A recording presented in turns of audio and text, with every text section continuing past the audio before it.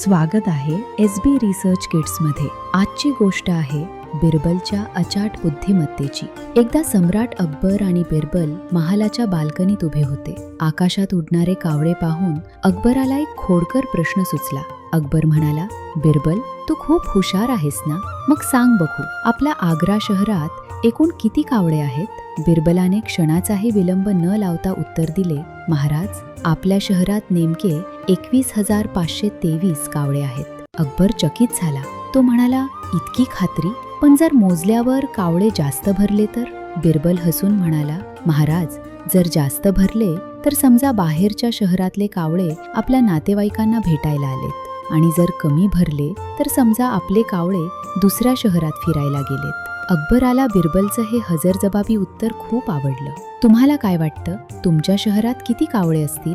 अंदाज लावा आणि कमेंटमध्ये सांगा। अशाच चतुर गोष्टींसाठी नक्की सबस्क्राईब करा।